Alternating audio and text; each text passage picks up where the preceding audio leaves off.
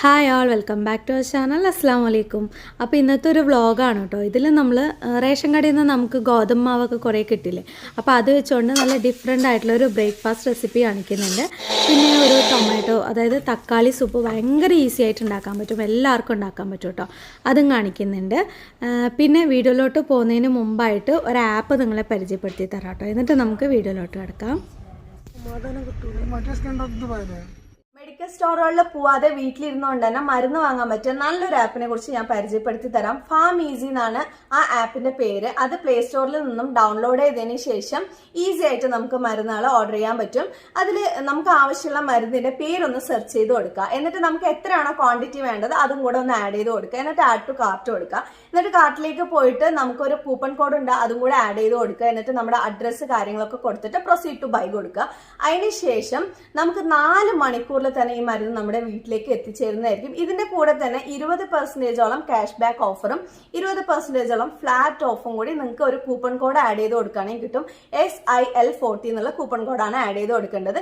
ഇത് പോരാതെ തന്നെ നമുക്ക് ഫിറ്റ്നസ് സപ്ലിമെന്റ്സിന് 80% ഓഫറും ആയുർവേദിക് പ്രോഡക്ട്സ് നമ്മൾ വാങ്ങുകയാണെങ്കിൽ 70% ഓഫറോട് കൂടെ കിട്ടുന്നതാണ്. അതുപോലെ ഓൺലൈനായിട്ട് മരുന്ന് വാങ്ങാൻ ആഗ്രഹിക്കുന്നവർക്ക് ഡിസ്ക്രിപ്ഷൻ ബോക്സിൽ ലിങ്ക് കൊടുക്കുക. അപ്പോൾ മറക്കണ്ട, നമ്മുടെ കൂപ്പൺ കോഡും അടിച്ചു കൊടുത്തുകൊണ്ട് SIL40 എന്നാണ് അടിച്ചു കൊടുത്തുകൊണ്ട് മരുന്നുകൾ വാങ്ങാൻ ഓഫറും കിട്ടുന്നത്.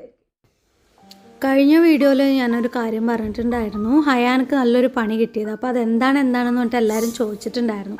അപ്പോൾ അത് ഞാൻ ഇതിൽ എന്താ സംഭവം എന്ന് പറഞ്ഞുതരാം കേട്ടോ. ഇനി ആർക്കും അതുപോലെ സംഭവിക്കാതിരിക്കാനും വേണ്ടിയിട്ടാണ് കേട്ടോ ഞാൻ ഈ വീഡിയോയിൽ അത് ഇൻക്ലൂഡ് ആക്കിയിട്ടുള്ളത്. അപ്പോൾ രാവിലെ തന്നെ എണീറ്റിട്ടുണ്ട്. അപ്പോൾ ഒന്ന് നല്ല മഴ, ചെറുതായിട്ടൊരു മഴയൊക്കെ ഉണ്ടായിരുന്നു. രാത്രി നല്ല മഴ ഉണ്ടായിരുന്നു. രാവിലെ ചെറിയൊരു ചാറ്റൽ മഴയായിരുന്നു കേട്ടോ. അപ്പോൾ അതൊക്കെ കുറച്ച് നേരം കണ്ടു നിന്നതിന് ശേഷം നമുക്ക് നല്ലൊരു ഡ്രിങ്ക്, ഡെയിലി രാവിലെ എണീറ്റ് ഉടനെ തന്നെ ഒരു ഗ്ലാസ് വെള്ളം കുടിക്കുന്നത് നല്ലതാണല്ലോ.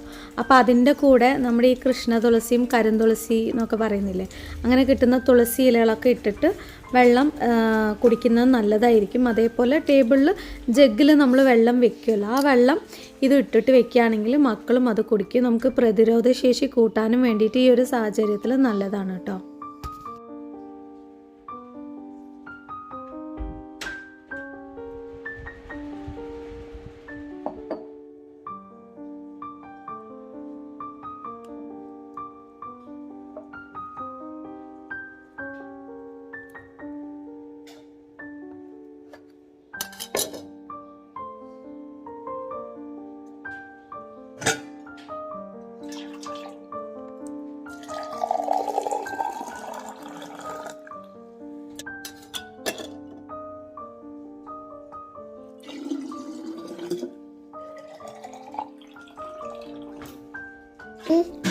മക്കളൊക്കെ നല്ല ഉറക്കമാണ് കേട്ടോ. ഹയാന് വന്നിട്ട് മദർസയുണ്ട്. അപ്പോൾ ഹയാന് മദർസയിൽ ഇടയ്ക്ക് ശ്രദ്ധിച്ചില്ലെങ്കിൽ സുഖമായിട്ട് ഇരുന്ന് ഉറങ്ങും. അപ്പോൾ അതും നോക്കണം. അപ്പോൾ ടേബിളിൽ വെള്ളമൊക്കെ വെച്ചിട്ടുണ്ട്. ഹേസൻ ഇടയ്ക്കൊന്ന് കരയുന്നുണ്ട് കേട്ടോ. അപ്പോൾ അവൻ്റെ കാര്യം പോയി ഇനിയിപ്പോൾ ഇടയ്ക്ക് നോക്കേണ്ടി വരും. മക്കൾ എണീക്കുന്നതിന് മുമ്പ് നമ്മൾ പണിയൊക്കെ ചെയ്യുകയാണെങ്കിൽ നമുക്കൊരു സമാധാനം ഉണ്ടാവും. പിന്നെ അവരെണിച്ച് കഴിഞ്ഞാൽ അവരും കാലിൻ്റെ അടിയിൽ കിടന്ന് ഇങ്ങനെ ചുറ്റി കളിച്ചുകൊണ്ടിരിക്കും. പിന്നെ നമ്മുടെ ചെടികളൊക്കെ കുറച്ച് ദിവസമായി ശരിക്കും ഒന്ന് പരിപാലിച്ചിട്ട് എന്ന് വേണം പറയാൻ. ഫുള്ള് തിരക്കും അസുഖങ്ങളും ഒക്കെ ആയിട്ട് പാവങ്ങൾ നമ്മൾ ശരിക്കും നോക്കിയിട്ടേ ഇല്ല കേട്ടോ. അപ്പോൾ ഇന്ന് വാടിയ ഇലകളൊക്കെ ഒന്ന് കട്ട് ചെയ്തിട്ട് അതിൻ്റെ ഇലകളൊക്കെ ഒന്ന് തുടച്ചു കൊടുക്കുകയാണ് കേട്ടോ. എങ്കിലേ എപ്പോഴും ഫ്രഷ് ആയിട്ട് അത് നിൽക്കുള്ളൂ. മറ്റേ ആ കുഞ്ഞ ചെടി ഒന്ന് വാടിപ്പോയിട്ടുണ്ട്. ഇനിയിപ്പോൾ ആ പോട്ടിൽ വേറെ വെക്കേണ്ടി വരും.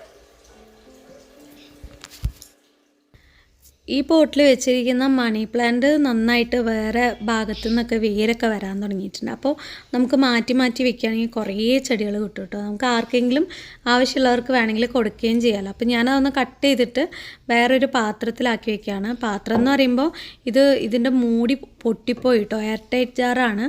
അപ്പോൾ ഞാൻ അതിലേക്ക് വെള്ളം നിറച്ചിട്ട് ഇങ്ങനെ വെക്കുകയാണ് കേട്ടോ.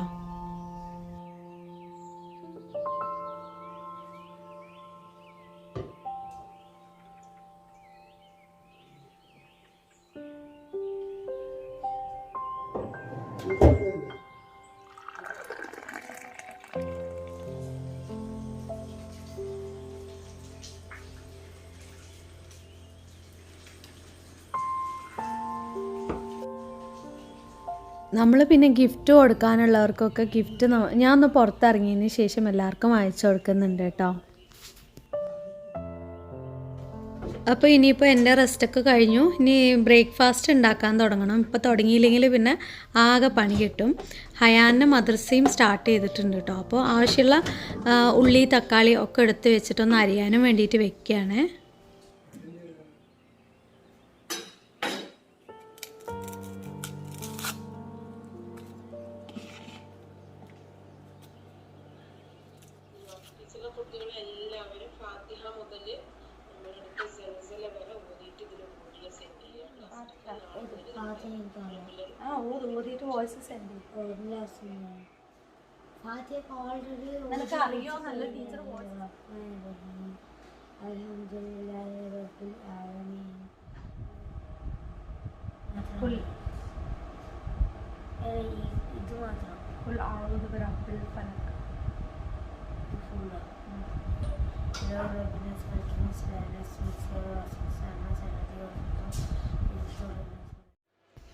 അങ്ങനെ പണീൻ്റെ ഇടയിൽ കൂടെ ഹയാനൊന്നും നോക്കിയില്ലെങ്കിൽ അവൻ സുഖമായിട്ടിരുന്ന് ഉറങ്ങുന്നുണ്ടായിരുന്നു. അപ്പോൾ അവൻ്റെ കാര്യം നോക്കിയതാണ് കേട്ടോ. പിന്നെ നമുക്ക് ബ്രേക്ക്ഫാസ്റ്റിൻ്റെ കാര്യങ്ങൾ നോക്കാം. അപ്പം ഞാൻ ഗോതമ്പ് മാവാണ് എടുത്തിട്ടുള്ളത്. അതായത് 1 കപ്പോളം ഗോതമ്പ് മാവ് എടുക്കുന്നുണ്ട്. ഇതൊക്കെ നമ്മുടെ അളവിനനുസരിച്ച് മതി. അതിലേക്ക് ഉപ്പും കുരുമുളക് പൊടിയും കൂടി ആവശ്യത്തിന് ഇട്ട് കൊടുത്തിട്ട് നന്നായിട്ടൊന്ന് ഇളക്കി കൊടുത്തതിന് ശേഷം നമ്മൾ ചപ്പാത്തിക്ക് മാവ് കുഴക്കില്ല, അതേ രീതിക്ക് തന്നെ ഒന്ന് മാവ് കുഴച്ചെടുക്കണം കേട്ടോ. കുഴച്ചെടുത്തതിന് ശേഷം ഒരു അരമണിക്കൂർ അതങ്ങനെ വെച്ച് കൊടുക്കുക. അപ്പോഴേക്കും ഹെയ്സൻ എണീറ്റിട്ടുണ്ട് കേട്ടോ. നോക്കട്ടെ.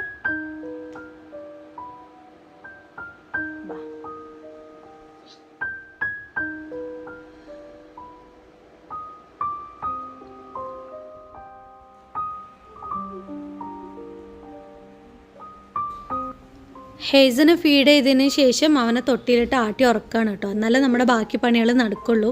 അപ്പോൾ റൂമൊന്നും ക്ലീൻ ആക്കിയിട്ടില്ല, അവരൊക്കെ കിടക്കുകയായിരുന്നു. ഇപ്പോഴാണ് പിന്നെ എല്ലാവരും എണീറ്റിട്ടുണ്ടായിരുന്നത്. അപ്പോൾ ബെഡ് വിരിക്കാനും ബെഡ്ഷീറ്റുകൾ മടക്കാനൊക്കെ ഉണ്ടായിരുന്നു കേട്ടോ. അതും കൂടെ ഇടയിൽ കൂടെ ചെയ്യുന്നുണ്ട്. ഹെയ്സനെ ഒന്ന് ഉറക്കുന്നുണ്ട്. ചുച്ചുക്കുട്ടി ഇനി എണീറ്റിട്ടില്ല കേട്ടോ.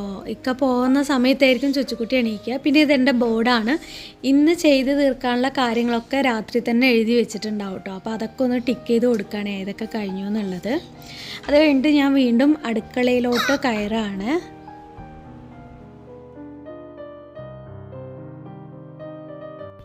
അപ്പോൾ നമ്മുടെ ബ്രേക്ക്ഫാസ്റ്റിന് വേണ്ട ചപ്പാത്തി മാവ് റെഡി ആയിട്ടുണ്ട്. അത് ഇങ്ങനെ 2-3 കഷ്ണമാക്കുക. നമുക്ക് എത്ര പരത്താൻ പറ്റുമോ അതിനനുസരിച്ച് കേട്ടോ.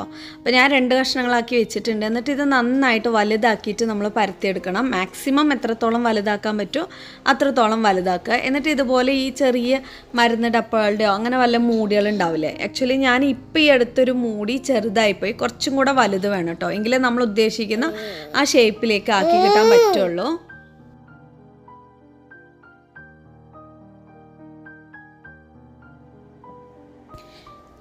ഇതുപോലെ ആ മൂടി വെച്ചിട്ടൊക്കെ കട്ട് ചെയ്തെടുക്കുക. അപ്പം ഞാൻ ടേബിളിൽ വന്ന് ഇരുന്നതിന് ശേഷം വേറെ ചെയ്യാണ് കേട്ടോ. കാരണം അവിടെ നിന്നിട്ട് ചെയ്തിട്ട് ആ ചെറിയ മൂടിയാവുമ്പോൾ ഒന്നും ശരിയായിട്ട് കിട്ടുന്നില്ല. അപ്പോൾ ഇതുപോലെ വീണ്ടും പരത്തിയെടുത്തതിന് ശേഷം കുറച്ചും കൂടെ വലിയൊരു മൂടി കിട്ടിയിട്ടുണ്ട്. അപ്പോൾ ആ മൂടി വെച്ചിട്ട് ഇതുപോലെ റൗണ്ടായിട്ട് ഈ മാവ് പീസ് ഇങ്ങനെ കട്ട് ചെയ്തെടുക്കുക. ഭയങ്കര ഈസി ആയിട്ട് ഉണ്ടാക്കാൻ പറ്റും. പക്ഷേ കുറച്ച് ക്ഷമയും കൂടെ വേണം കേട്ടോ. ക്ഷമയും വേണം, കുറച്ച് സമയം വേണം. എങ്കിലും ഒത്തിരി സമയം വേസ്റ്റ് ആക്കേണ്ട ആവശ്യമൊന്നുമില്ല. ഇപ്പോൾ ചപ്പാത്തി പരത്തുന്നതിന് പകരം ഇതുപോലെ ചെറുതാക്കിയിട്ട് എടുക്കുന്നതാണ്. അതിനുശേഷം നമ്മൾ ഈ ഒരു ഷേപ്പിലാണ് കേട്ടോ ആക്കിയെടുക്കേണ്ടത്. നല്ലോണം ശ്രദ്ധിച്ച് നോക്കിയാൽ മതി. ആ റൗണ്ടിൻ്റെ സെൻറ്റർ ഭാഗത്ത് നിന്ന് ഇങ്ങനെ ഒന്ന് കൂട്ടി യോജിപ്പിക്കുക. ബോ പോലെ നമ്മൾ ഡ്രസ്സിൻ്റെയൊക്കെ ബോ ഉണ്ടാവില്ല, അതുപോലെ ചെയ്തിട്ട് ഈ 2 കുഴികളും ഇങ്ങനെ ചേർത്ത് പിടിക്കുക. അപ്പോൾ ഈ ഒരു ഷേപ്പിൽ നമുക്ക് കിട്ടും. നമ്മളെപ്പോഴും ചപ്പാത്തിയും ഇതുപോലെ കൊടുക്കുന്നതിനേക്കാളും നല്ലത് മക്കൾക്ക് കുറച്ച് ഡിഫറെൻ്റ് ആയിട്ട് കൊടുക്കാം. അപ്പോൾ പാസ്ത ഒക്കെ നമ്മൾ പുറത്ത് പോയി വാങ്ങുന്നില്ലേ, അതിന് പകരം വീട്ടിൽ തന്നെ ഇത് ഉണ്ടാക്കാൻ പറ്റും. ഭയങ്കര ഈസിയാണ് കേട്ടോ. ഇതുപോലെ കുറേ ഷേപ്പാക്കിയിട്ട് ഞാൻ എടുക്കുന്നുണ്ട്. ഒരു 4-5 പ്രാവശ്യം ഇങ്ങനെ പരത്തിയെടുക്കേണ്ടി വന്നു. അഡീഷണലായിട്ട് കിട്ടുന്ന മാവ് വീണ്ടും പരത്തിയെടുക്കണം. അപ്പോൾ ഇപ്പുറത്ത് വേറൊരു പാത്രത്തിൽ വെള്ളം നല്ലോണം തിളപ്പിച്ചിട്ട് ആവശ്യത്തിലുള്ള ഉപ്പും ഓയിലും ഇട്ട് കൊടുക്കുക. വെള്ളം തിളച്ചതിന് ശേഷം മാത്രം നമ്മൾ ഈ ഷേപ്പിലാക്കി വെച്ചിരിക്കുന്ന ഈ മാവിൻ്റെ പീസസ് ഇതുപോലെ വെള്ളത്തിലേക്ക് ഇട്ട് കൊടുക്കുക കേട്ടോ. ഇതൊരു 5-10 മിനിറ്റ് നന്നായിട്ട് വെന്ത് വരണം. എന്നിട്ട് വേറൊരു പാന് അടുപ്പിൽ ഞാൻ വെച്ച് കൊടുക്കുന്നുണ്ട്. അതിലേക്ക് എണ്ണ ഒഴിച്ച് കൊടുക്കുക. നമുക്ക് ഇതിന് വേണ്ട മസാലയാണ് കേട്ടോ നമ്മൾ റെഡിയാക്കാൻ പോകുന്നത്. അതിലേക്ക് ചെറിയ ജീരകം 1 സ്പൂണോളം ഇട്ട് കൊടുക്കുന്നുണ്ട്. ഇഞ്ചി വെളുത്തുള്ളി പേസ്റ്റ് അതുപോലെ 1 സ്പൂണോളം ഇട്ട് കൊടുത്തിട്ട് നന്നായിട്ടൊന്ന് ഇളക്കി കൊടുക്കുക. അതിനുശേഷം നമ്മൾ അരിഞ്ഞു വെച്ചിരിക്കുന്ന സവാള ഇട്ട് കൊടുക്കുക. 2 സവാളയാണ് കേട്ടോ ഞാൻ എടുത്തിട്ടുണ്ടായിരുന്നത്. എന്നിട്ട് സവാള നന്നായിട്ടൊന്ന് വഴണ്ട് വരാനും വേണ്ടിയിട്ട് കുറച്ച് ഉപ്പും കൂടി ഇട്ട് കൊടുക്കാം. അതിലേക്ക് ഒരു വഴണ്ട് വന്നു കഴിഞ്ഞാൽ തക്കാളിയും കൂടി ഇട്ട് കൊടുക്കാം. വോയിസ് ഓവർ കൊടുക്കുന്ന സമയത്ത് ഹെയ്സൻ കയ്യിലുണ്ട് കേട്ടോ, അതാണ് ഒരു നിരക്കത്തിൻ്റെ സൗണ്ട്. അപ്പോൾ ക്യാപ്സിക്കം ഉണ്ടെങ്കിൽ ക്യാപ്സിക്കം കൂടി ഇട്ട് കൊടുക്കുക. എൻ്റെ ഉള്ളത് കൊണ്ടാണ് ഇട്ട് കൊടുത്തത്, യാതൊരു നിർബന്ധവും ഇല്ല കേട്ടോ. അപ്പോൾ ഇവിടെ നമ്മുടെ മാവിൻ്റെ ഇത് ഈ ഒരു ഷേപ്പിലുള്ള നമ്മൾ ഇട്ട് കൊടുത്തിട്ടുണ്ടായിരുന്നില്ലേ വെള്ളത്തിൽ, അത് നന്നായിട്ട് വെന്ത് വന്നിട്ടുണ്ട് കേട്ടോ. ഈ ഒരു കളറാകുമ്പോഴാണ് നമ്മൾ എടുക്കേണ്ടത്. ഒന്നിനൊന്ന് ഒട്ടാതെ അടിപൊളിയായിട്ട് നമുക്കിത് കിട്ടും കേട്ടോ. ഇനി ഇത് വേറൊരു പാത്രത്തിലേക്ക് മാറ്റി കൊടുക്കുക. നമ്മുടെ മസാല റെഡി ആയതിനു ശേഷം അതിലേക്ക് മിക്സ് ചെയ്യാനുള്ളതാണ് കേട്ടോ. നിങ്ങൾക്ക് ഈ റെസിപ്പി ഇഷ്ടമായി പുതിയതായിട്ട് തോന്നുകയാണെങ്കിൽ നിങ്ങൾക്ക് അറിയുന്ന 2-3 പേർക്കും കൂടെ നമ്മുടെ ചാനലൊന്ന് പറഞ്ഞു കൊടുക്കണേ. അതുപോലെ വീഡിയോയ്ക്ക് പറ്റുമെങ്കിൽ ഒരു ലൈക്ക് തരിക, ഇഷ്ടപ്പെട്ടെങ്കിൽ ഡിസ്ലൈക്ക് ചെയ്തോളൂ, പ്രശ്നമൊന്നുമില്ല. അപ്പോൾ ഇനി നമ്മുടെ മസാലയിലോട്ട് കുറച്ച് ഗരം മസാല പൗഡർ ഇട്ട് കൊടുക്കുക. മുളക് പൊടി ആവശ്യത്തിന് മാത്രം ഇട്ട് കൊടുക്കുക. ഞാൻ ഇട്ടത് ഇത്തിരി കൂടിയിട്ടുണ്ടായിരുന്നു കേട്ടോ. പിന്നെ കുറച്ച് മല്ലിപ്പൊടിയും കൂടിയിട്ട് ഇട്ട് കൊടുക്കുക, കുറച്ച് മഞ്ഞൾപ്പൊടി ഇട്ട് കൊടുക്കുക. ഇതെല്ലാം കൂടി നന്നായിട്ടൊന്ന് വഴറ്റിയെടുക്കുക കേട്ടോ. ആ പച്ചമണം നന്നായിട്ട് പോകണം. പിന്നെ എൻ്റെ കയ്യിൽ ഫ്രോസൺ ആയിട്ടുള്ള ഗ്രീൻ പീസ് ഉണ്ടായിരുന്നാണ്, അതും കൂടി ഇട്ട് കൊടുത്തു. അതിനുശേഷം അവസാനം നമ്മുടെ മാവിൻ്റെ ആ ഒരു ഷേപ്പിലുള്ള സംഭവം കൂടി ഇട്ട് കൊടുത്തിട്ട് എല്ലാം കൂടി നന്നായിട്ടൊന്ന് മിക്സ് ചെയ്തെടുക്കുക കേട്ടോ. ഈ മസാല ഓരോന്നിലും നന്നായിട്ട് പറ്റി പിടിക്കണം, എങ്കിലേ കഴിക്കുമ്പോൾ ആ ഒരു ടേസ്റ്റ് ഉണ്ടാവുള്ളൂ. ഇതിൽ നിങ്ങൾക്ക് വേണമെങ്കിൽ വൈറ്റ് സോസ് ആഡ് ചെയ്യാം. ഞാൻ അങ്ങനെയൊന്നും ചെയ്തിട്ടില്ല, ജസ്റ്റ് ഇത് മാത്രം ഈ ഒരു ലെവൽ മാത്രമേ ഉണ്ടാക്കിയിട്ടുണ്ടായിരുന്നുള്ളൂ. ഹയാൻ സ്കൂൾ അറ്റൻഡ് ചെയ്യണ്ടേ? എനിക്ക് ബ്രേക്ക്ഫാസ്റ്റ് കഴിച്ചിട്ട് സ്കൂൾ അറ്റൻഡ് ചെയ്യും. എനിക്ക് ഹയാന് മദ്രസ കഴിഞ്ഞപ്പോൾ അങ്ങനെ കിടന്നുറങ്ങിയിട്ടുണ്ടായിരുന്നതാണ്. അപ്പോഴേക്കും പിന്നെ ചുച്ചുക്കുട്ടി എണീറ്റിട്ടുണ്ട് കേട്ടോ. ഇക്ക പോണ സൗണ്ട് കേട്ടാൽ അവൾ ഏത് ഉറക്കത്തിലാണെങ്കിലും എണീറ്റിരുന്ന് കരയാൻ തുടങ്ങും. അപ്പോൾ ഇവിടെ ടാറ്റ പറഞ്ഞുകൊണ്ട് നിൽക്കുകയാണ്. ഇക്ക അപ്പോൾ ഷോപ്പിലേക്ക് പോവാണ് കേട്ടോ. അപ്പോൾ രാവിലെ ശരിക്കും 10 മണിയായിട്ടുണ്ട്.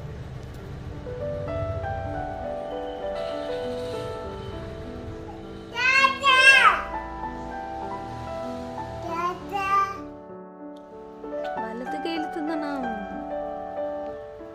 ഈ കയ്യിൽ.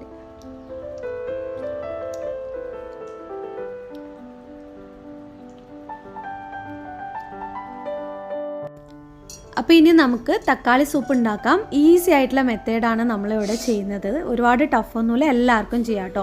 3 തക്കാളി, 1 സവാള, പിന്നെ വെളുത്തുള്ളി 1 ഫുള്ളായിട്ട് തൊലി കളഞ്ഞത്, ഇതെല്ലാം കൂടി ഇടുക. എന്നിട്ട് ബേ ലീഫ്, അതായത് കറുവപ്പട്ടയുടെ ലീഫില്ലേ, അത് ഇട്ട് കൊടുക്കുക. പിന്നെ ആവശ്യത്തിനുള്ള ഉപ്പ് ഇട്ട് കൊടുക്കുക.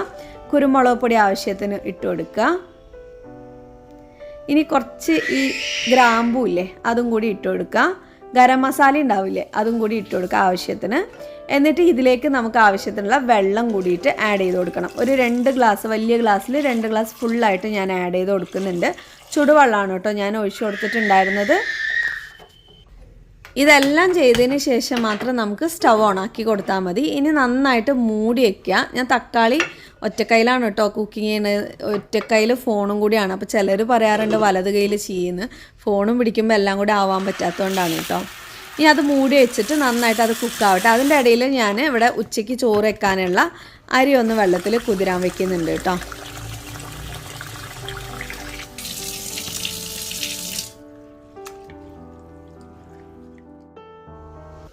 ഒരു 20 മിനിറ്റോളം നന്നായിട്ട് തിളച്ചിട്ടുണ്ടായിരുന്നു കേട്ടോ. വെള്ളമൊക്കെ നന്നായിട്ട് വറ്റി വന്നിട്ടുണ്ട് നമ്മുടെ സൂപ്പിൻ്റെ. അപ്പോൾ ഇനി നമ്മൾ ചെയ്യേണ്ടത് ഇതിലുള്ള ആ ബേ ലീഫൊക്കെ ഒന്ന് മാറ്റി വെക്കണം കേട്ടോ. തക്കാളിയൊക്കെ നന്നായിട്ടൊന്ന് ഉടച്ചു കൊടുക്കുക.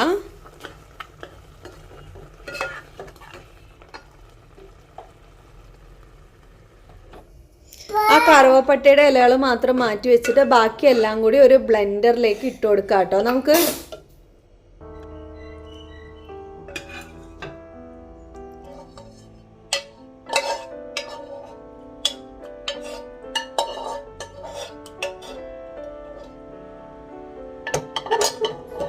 ഇത് തണുത്തതിന് ശേഷമാണ് കേട്ടോ ഞാൻ ബ്ലെൻഡറിലേക്ക് ഇട്ടിട്ടുണ്ടായിരുന്നത്. എന്നിട്ട് നന്നായിട്ട് ഒന്ന് മിക്സിയിൽ അടിച്ചെടുക്കുക.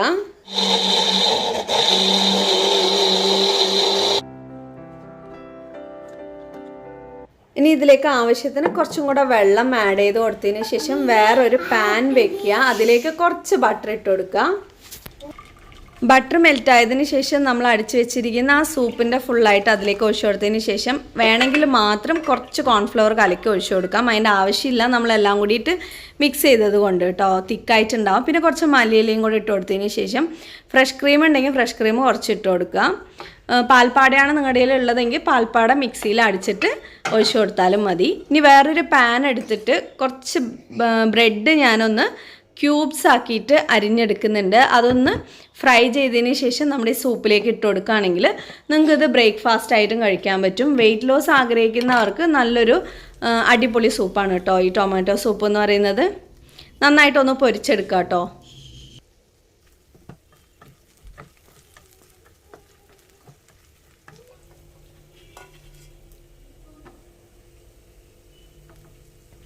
ഇനി നമുക്ക് ബ്രേക്ക്ഫാസ്റ്റൊക്കെ ഒന്ന് സെർവ് ചെയ്ത് വെക്കുക, ടേബിളിൽ കൊണ്ട് വെക്കുകയാണ്. പിന്നെ നമ്മുടെ സൂപ്പും റെഡി ആയിട്ടുണ്ട്. ഇതുപോലെ ഒരു ഗ്ലാസ്സോ, നല്ല ഗ്ലാസ് എൻ്റെ ഇല്ല, അപ്പോൾ ഉള്ള ഗ്ലാസ്സിൽ ഞാൻ ഒപ്പിക്കുകയാണ്. അപ്പോൾ ഇതുപോലെ ഗ്ലാസ്സിൽ ഒഴിച്ചു കൊടുക്കുക. എല്ലാം ഏകദേശം ഫുള്ളാക്കണ്ട, കുറച്ചൊരു ഗ്യാപ്പ് വിട്ടതിന് ശേഷം അതിൻ്റെ മേലേക്ക് കുറച്ചും കൂടി ഫ്രഷ് ക്രീം ഭംഗിക്ക് വേണ്ടിയിട്ടാണ് കേട്ടോ, നിർബന്ധമല്ല ലാസ്റ്റ് ഒഴിക്കണം എന്ന്. അതിൻ്റെ മേലെ നമുക്ക് നമ്മുടെ ബ്രെഡ് കഷ്ണങ്ങൾ ക്യൂബ്സ് ആക്കി വെച്ചിട്ടില്ല അതും കൂടി ഇട്ട് കൊടുക്കാം. ഇതെടുത്ത് കഴിക്കുന്ന സമയത്ത്, അതും ഈ ഒരു മഴ സമയത്തൊക്കെ ഇങ്ങനെ കഴിക്കുമ്പോൾ നല്ലൊരു ടേസ്റ്റാണ്. നമുക്ക് പിന്നെ വേറെ ഫുഡ് പ്രത്യേകിച്ച് കഴിക്കേണ്ട ആവശ്യമൊന്നും ഉണ്ടാവില്ല. പിന്നെ ഇപ്പോൾ ഈ കാണിക്കുന്നത് കുറേ ദിവസം മുമ്പത്തെ കാര്യമാണ്. നമ്മൾ നേരത്തെ പറഞ്ഞിട്ടുണ്ടായിരുന്നില്ലേ ഹയാനൊരു പണി കിട്ടിയെന്ന് പറഞ്ഞത്.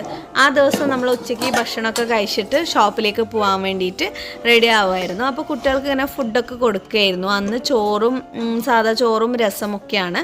ഇത് നമ്മുടെ ഹോം മെയ്ഡ് ഗീ ആണ് കേട്ടോ, ഞാൻ തന്നെ വീട്ടിലുണ്ടാക്കുന്ന നെയ്യാണ്. മക്കൾക്ക് അധികവും ഇതാണ് കേട്ടോ നമ്മൾ കൊടുക്കാൻ ശ്രദ്ധിക്കുക. പിന്നെ മീനായിരുന്നു അന്ന്. അങ്ങനെ മക്കൾക്ക് ഫുഡൊക്കെ കൊടുത്തിട്ട്, ഞാനിതിപ്പോൾ തന്നെ പറയാം, അവസാനം പിന്നെ നമ്മൾ സംസാരിക്കുമ്പോൾ എനിക്കിത് പറയാൻ പറ്റില്ല. ഫുഡൊക്കെ കൊടുത്തതിന് ശേഷം നമ്മൾ കാറിൽ ഇങ്ങനെ പോയിക്കൊണ്ടിരിക്കുകയായിരുന്നു. ചെറിയ മക്കളിനെ അമ്മാൻ്റെ അവിടെ വിട്ടിട്ട് പോകാമെന്ന് വിചാരിച്ച് ഇങ്ങനെ പോയിക്കൊണ്ടിരിക്കുമ്പോൾ ഇങ്ങനെ ഓരോ കാര്യങ്ങൾ സംസാരിക്കുമ്പോൾ ലാസ്റ്റാണ് പെട്ടെന്ന് ഹയാനെ നോക്കിയത്. ഞാൻ ആകെ ഷോക്കായിപ്പോയി. ശരീരം മൊത്തം എന്തൊക്കെയോ ഒരു തടുപ്പ് പോലെ വന്നിട്ട് അത് മാഞ്ഞു പോവുക. അവസാനമാണ് ഞാൻ ഡോക്ടർക്ക് കാണിക്കാനും വേണ്ടിയിട്ട് വീഡിയോ എടുത്ത് വെച്ചത്. അതാണ് കേട്ടോ നിങ്ങൾക്കിപ്പോൾ കാണിച്ചു തരാൻ പോകുന്നത്.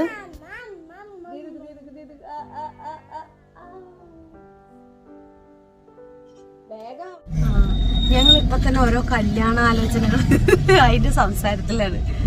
അങ്ങനെയൊന്നല്ല, ഷോപ്പിലേക്ക് പോവാണ് കേട്ടോ. മക്കളെയൊക്കെ ഉമ്മാൻ്റെ വീട്ടിൽ കൊണ്ടാക്കിയിട്ട് അങ്ങനെ ഷോപ്പിലേക്കൊന്ന് പോകണം. അവിടെ കുറച്ച് പണികളൊക്കെ ഉണ്ട്. പിന്നെ അപ്പം അതിൻ്റെ അടിയിൽ നമ്മളിപ്പോൾ എന്തായിരുന്നു ചർച്ച, റനക്കുട്ടീൻ്റെ വയസ്സും എത്ര വയസ്സിലാണ് കല്യാണം കഴിച്ച് കൊടുക്കുക എന്നൊക്കെ ഇങ്ങനെ ആലോചിക്കുക. അപ്പം ഞാൻ പറയും 21 വയസ്സ് കഴിഞ്ഞിട്ട്, അതായത് പഠനമൊക്കെ കഴിഞ്ഞ് അവൾ നല്ല എൻജോയ് ചെയ്ത് ലൈഫ് അവളുടെ സ്വന്തം വീട്ടിൽ ആ ഒരു ഫ്രീഡത്തോടു കൂടി ആരെയും പേടിക്കാതെ ജീവിച്ച് അതിന് ശേഷം അവളുടേതായിട്ടുള്ള സ്വന്തം കാലിൽ നിൽക്കാൻ പറ്റിയതിന് ശേഷം വിവാഹം. അപ്പം അങ്ങനെ ഞങ്ങളിങ്ങനെ അതിനെ പറ്റി സംസാരിക്കുകയായിരുന്നു. കുട്ടി അപ്പൊ ശരി, ഇനി ബാക്കി ഷോപ്പിൽ പോയിട്ട് ബാക്കിയുള്ള കാര്യങ്ങളൊക്കെ കാണിക്കാം. അപ്പം ഇങ്ങനെ സംസാരിച്ചതിന് ശേഷം പെട്ടെന്ന് ബാക്കിലേക്ക് നോക്കിയപ്പോൾ ഹയാൻ്റെ ഫേസൊക്കെ ആകെ മാറിയിരിക്കുന്നു. വീണ്ടും തിരിഞ്ഞ് നോക്കുമ്പോഴേക്കും അത് പോയി വീണ്ടും വരുന്നു. അപ്പോഴാണ് നമ്മൾ ഡോക്ടറെ അടുത്ത് പോവാൻ, നേരെ ആ വണ്ടി അങ്ങനെ തിരിച്ച് ഡോക്ടറെ അടുത്തേക്ക് പോകാൻ വേണ്ടിയിട്ട് അങ്ങനെ നിൽക്കുമായിരുന്നു കേട്ടോ. ഇങ്ങനെ ശരീരം മൊത്തം വന്നിട്ട് വീണ്ടും പോവുക. അതെന്താ കാരണം എന്ന് നോക്കുമ്പോൾ മയണീസ് ഹോട്ടലിൽ നിന്ന് പനിയുള്ള സമയത്ത് അങ്ങനെ കഴിച്ചിട്ടുണ്ടായിരുന്നു, അതുകൊണ്ടാണ് വന്നത് എന്ന് ഡോക്ടർ പറഞ്ഞു. അതുകൊണ്ട് നമ്മൾ പ്രത്യേകം ശ്രദ്ധിക്കുക നമ്മുടെ മക്കളുടെ കാര്യത്തിൽ കേട്ടോ.